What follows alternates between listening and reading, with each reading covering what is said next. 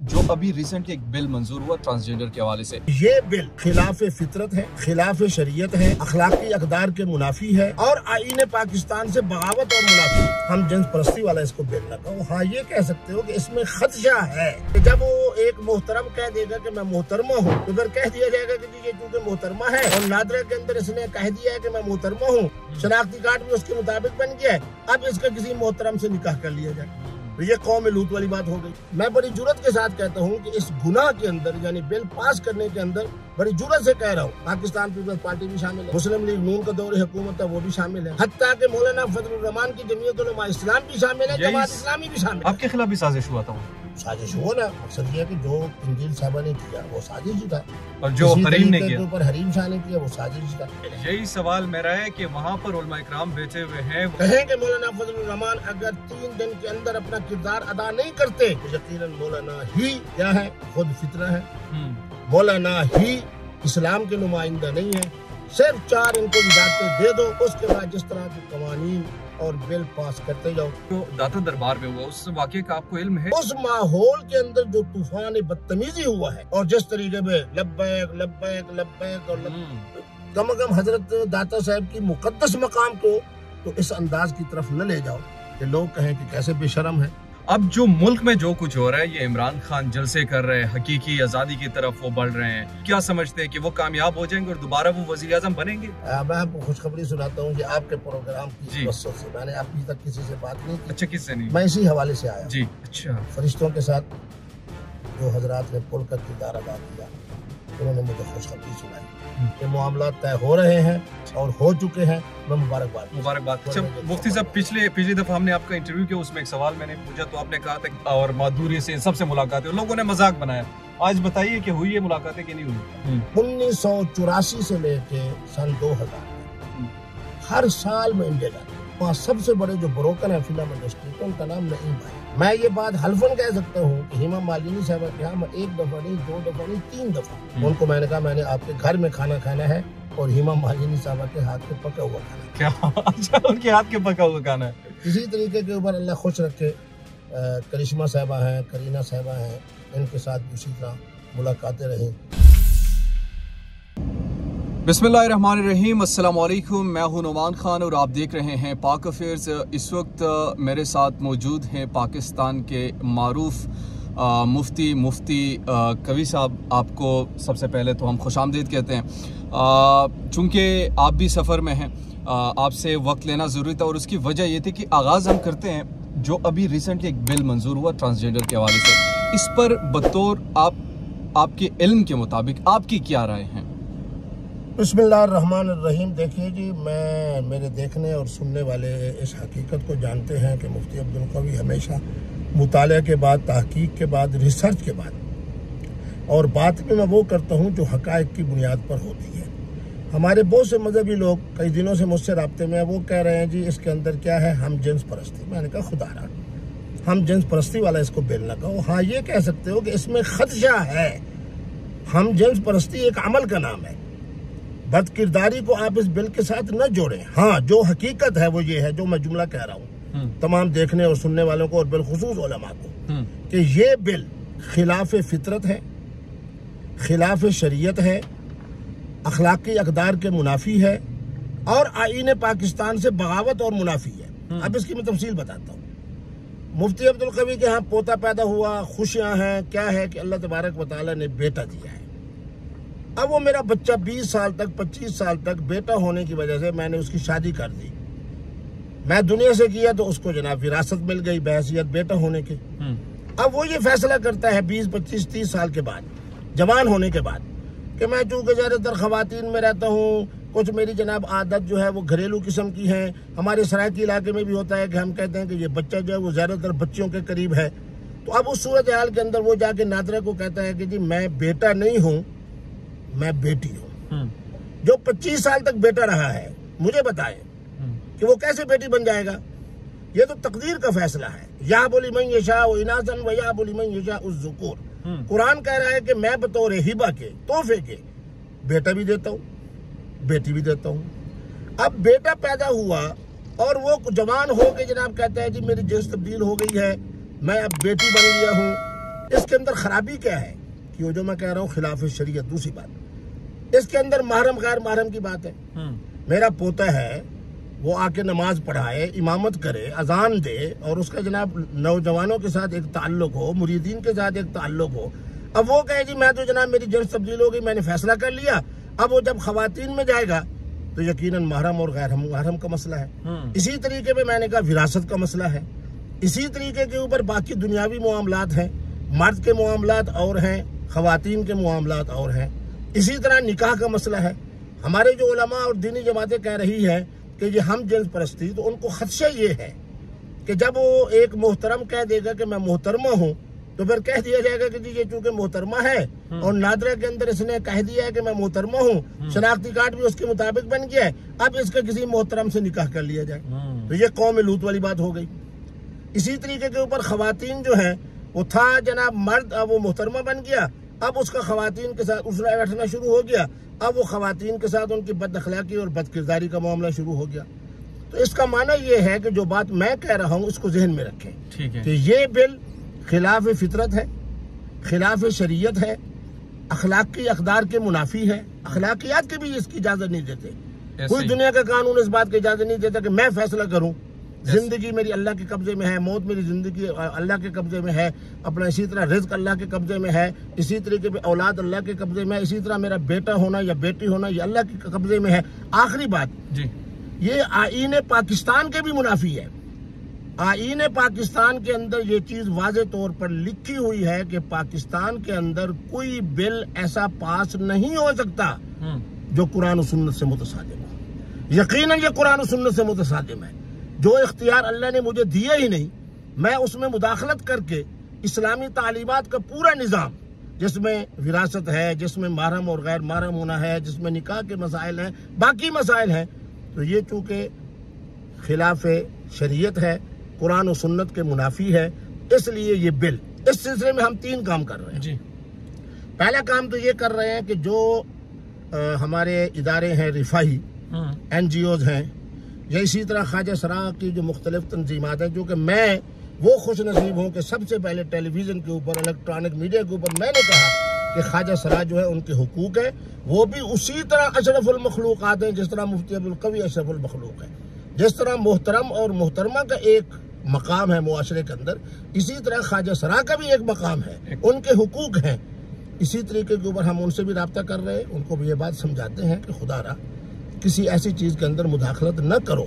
और मैं फिर दूसरे हवाले से कौमी असम्बली के जो मेंबरान हैं, और मैं तो हमेशा ये सवाल भी मैं कर दूं साथ में। अच्छा चलो, मैं बात खत्म करता हूँ। मैं बड़ी जुर्रत के साथ कहता हूँ कि इस गुनाह के अंदर, यानी बिल पास करने के अंदर, बड़ी जुर्रत से कह रहा हूँ, पाकिस्तान पीपल्स पार्टी भी शामिल है, मुस्लिम लीग नून का दौर हुकूमत है वो भी शामिल है, PTI के अफराद भी शामिल है, हत्ता के मौलाना फजलुर रहमान की जमीयत उलमा इस्लाम भी शामिल है, जमात इस्लामी भी शामिल है। यही सवाल मेरा है कि वहाँ पर उलमा इकराम बैठे हुए हैं, वहाँ पर हत्ता के मौलाना फजलुर रहमान तो ये कहते हैं कि ये फितना इमरान खान को कहते हैं, लेकिन वहाँ पर जो ये बिल जिसकी तशरीह मैं आपसे सुन रहा हूँ, तो इससे ज्यादा बड़ा फितना क्या होगा? क्या वो साथ नहीं दे रहे इसमें? मैं मौलाना फजलुर रहमान से हाथ जोड़ के कहूँगा कि आपकी दाढ़ी मुझसे 3-4 गुना बड़ी है। आप ठीक है शेखुल हदीस नहीं है, मुफ्ती नहीं है, आप जनाब हर हाल एक बहुत बड़ी शख्सियत मुफ्ती महमूद के फर्जंद हैं। फिर आप कहते हैं जी जो हमारा झंडा है ये नबवी झंडा है, JUI का मंशूर क्या है? इस्लाम है। आपको इस बात पर सोचना चाहिए। आज ये बात मुफ्ती अब्दुल कवी ना करता, अगर आपके अंदर जान होती, आपके अपने वजीर मजहबी उमूर इस वक्त जो वजीर है आपकी जमात के हैं, आपका बेटा पार्लिमानी लीडर है, वो आपका बेटा है, क्या उन्होंने आज तक आवाज उठाई है? इसलिए कि 4 वजारतें मिल गई हैं, इस वजह से आप खामोश हैं कि इस वक्त इक़्तिदार में शामिल है। आप जनाब कायद मोहतरम इमरान खान को तो जनाब यहूदी कहना हो, कादियानी कहना हो, मुशरिक कहना हो, काफिर कहना हो, और आपकी जमात के लोग तो जनाब इसको फर्ज ऐन समझते हैं। मुफ्ती अब्दुल कवी की तरह जुर्रत करें, कहें कि मौलाना फजलुर रहमान अगर 3 दिन के अंदर अपना किरदार अदा नहीं करते तो यकीनन मौलाना ही क्या है? खुद फितना है। मौलाना ही इस्लाम के नुमाइंदा नहीं है। सिर्फ 4 इनको वजारतें दे दो, उसके बाद जिस तरह के कवानीन और बिल पास करते जाओ। और मैं आपको ये बात बता दूं, इस सिलसिले के अंदर हम खुद सुप्रीम कोर्ट से रब्ता कर रहे हैं, और मोहतरम चीफ जस्टिस साहब, मैं उनका बड़ा एहतराम करता हूँ। मेरे अपने ख़ानदान के भी 2-3 हज़रात हाई कोर्ट के जजेस हैं, तो उनसे भी मैं राब्ते में हूँ। तो उनसे हम ये दरख्वास्त कर रहे हैं कि हम जाएं और जाके उनको बताएं कि ये कुरान और सुन्नत के मुनाफी है, तो खुदारा इस पर नोटिस लें। खुद चीफ जस्टिस साहब पाकिस्तान, उनसे हमारी दरख्वास्त है। अच्छे ख़ानदान से हैं, उनके अच्छे फैसले हैं, दीन से उनका ताल्लुक़ है। उनकी जन्नत के लिए मैं कहूँगा कि अगर वो खुद नोटिस लेते हैं और इसके ऊपर इस बात को देखते हुए कि ये आईन पाकिस्तान के मुनाफी है, क्योंकि आईन पाकिस्तान में है कि कुरान और सुन्नत से मुतसादिम कोई बिल नहीं बन सकता। ये तो पूरे इस्लाम का जो निज़ाम है, शरीयत के अंदर विरासत का निज़ाम है, महरम गैर महरम का निज़ाम है, निकाह का निज़ाम है, ये सारी तालीमात की मुनाफी है। ठीक, इस एक और सवाल मैं करता हूँ, इस हवाले से फिर हम थोड़ी सी करंट अफेयर पे बात करेंगे। ये जो दाता दरबार में हुआ, उस वाक़े का आपको इल्म है? मेरे बेटे इल्म क्या है, मैं तो वहाँ जो खुतबा हजरात तशरीफ़ लेकर गए, उनके मुझे टेलीफोन आए। खुदा की कसम, हम वो अहले सुन्नत खुश नसीब हैं। हमारे अकाबिर ने कहा था कि जो शख्सियत मोहतरम होती है, उसकी वजह से उसका मकान यानी उसकी कब्र, उसके साथ मुल्हका इलाका जात बारकना हौलहु, कुरान मजीद के मैंने आयत पढ़ दी ताकि उलमा को भी पता चले और अहले दीन को भी पता चले कि मुफ्ती साहब जो बात करते हैं उसकी दलील कुरान से रहती है। हजरत दाता साहब जहाँ तशरीफ फरमा है वो जगह भी मोहतरम है। क्यों? इसलिए कि इसी आयत मुक़द्दसा में है कि अल्लाह का कुरान कह रहा है कि हमने उसके हौल यानी बैतुल मुक़द्दस का जो माहौलियाती इलाका था, हवाली जो उसका था, वो मुतबर्रक है क्योंकि वहाँ औलिया की कुबूर थी। दूसरा, हम अहले सुन्नत का अकीदा है, बुखारी शरीफ की हदीस मुबारक है कि आम तौर के ऊपर जब इन अहलुल्लाह की खिदमत में सलाम पेश किया जाए तो ये हजरात सुनते हैं, यसमा खद नियाल। ये मैंने तो इसलिए पढ़ दिया कि ताकि उलमा को पता चले। अब हमारा अकीदा ये हो कि वो मकान मोहतरम है, चूँकि मकीन मोहतरम है, हजरत दाता साहब मोहतरम है, तो इसकी वजह से मस्जिद और उनका पूरा माहौल मोहतरम है। हमारा अकीदा ये हो, और हमारा अकीदा ये भी हो कि जब हम हजरत की खिदमत में हाजिर होते हैं तो हजरत हमारा सलाम सुनते हैं। हम हजरत की खिदमत में इसाले सवाब करते हैं, मांगते सिर्फ अल्लाह से हैं। उस माहौल के अंदर जो तूफान बदतमीजी हुआ है और जिस तरीके में लब्बैक लब्बैक लब्बैक और तुम्हारे जो इख्तिलाफात हैं, जो तुम्हारे मामलात हैं, मस्जिद के बाहर जाके अल्हम्दुलिल्लाह आप लोग इंतखाब लड़ रहे हो लब्बैक वाले, वहाँ जाके जितने मर्जी है नारे लगाओ। कम से कम हजरत दाता साहब की मुकद्दस मकाम को तो इस अंदाज की तरफ न ले जाओ कि लोग कहें कि कैसे बेशरम है, कैसे बेहया है, इनका अकीदा क्या है और इनका अमल क्या है।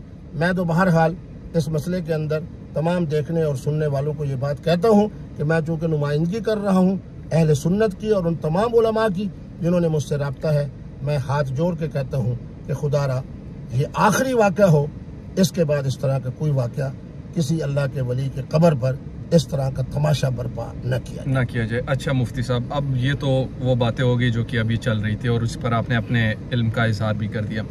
अब जो मुल्क में जो कुछ हो रहा है, ये इमरान खान जलसे कर रहे हैं, हकीकी आज़ादी की तरफ वो बढ़ रहे हैं। इस वक्त जो अमरीकी साजिश का बयानिया था और इमरान खान ने जिस तरीके से जो वो जलसे करे और फिर लॉन्ग मार्च भी करे, आप क्या समझते हैं कि वो कामयाब हो जाएंगे और दोबारा वो वज़ीर आज़म बनेंगे?